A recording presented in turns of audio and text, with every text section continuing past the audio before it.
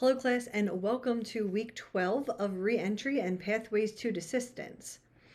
This week, by the end of the lesson, you'll be able to understand desistance from crime as a process rather than an isolated event. You'll be able to compare and contrast the major theories of criminal desistance, analyze ways in which law enforcement, courts, corrections, and community supervision agencies can promote desistance and reduce recidivism, as well as evaluate the interaction between racial and ethnic inequality, violence, and pathways to desistance from crime. So just as reentry is a process, so are the pathways that individuals take to desist from criminal offending. So while the individual has to make decisions that support positive pro-social behaviors, government agencies and the courts can also support that individual in desisting from crime, whereby reducing recidivism. On the other hand, we also have to take into account racial and ethnic inequalities, violence, and community supervision that negatively impact one's decision to desist from crime. So we're going to look at multiple factors this week that can impact whether or not a person chooses to desist from crime, and looking at that again as a process rather than one isolated event. So someone may say continue to engage in criminal offending. That's great. That's one step in the process.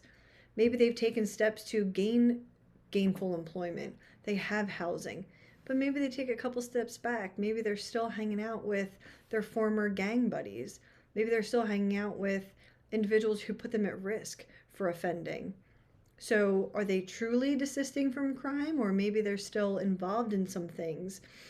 They're just not getting caught, right? So this is a process. It's one that the individual, yes, they have to make those decisions themselves that support positive pro-social behaviors, but as community corrections agencies, the courts, and law enforcement, we can also impact whether or not they desist from crime.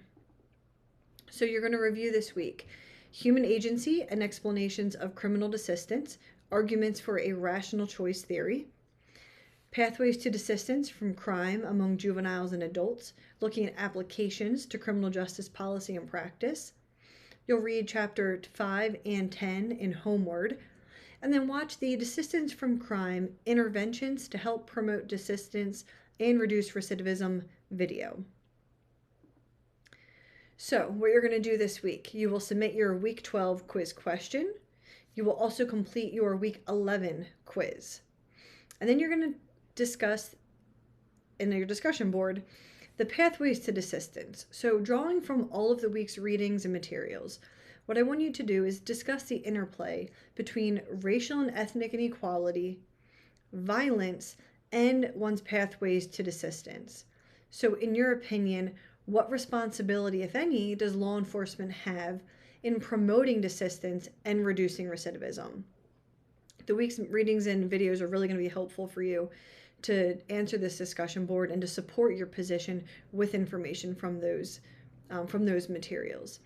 So you'll notice in those that racial and ethnic inequalities, violence, which are all things that an individual may not have any control over, their experiences with violence, as you'll read in Homeward, their experiences with being racially profiled, with being treated a certain way because of their race or their ethnicity, and the inequalities that exist within the criminal justice system and within our communities based on this.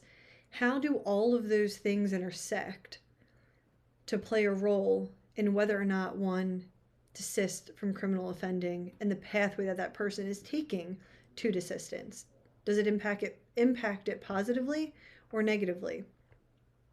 So that is your discussion prompt for this week. As always, feel free to disagree with your classmates respectfully. Give them new ideas or concepts to consider when you're replying to their posts.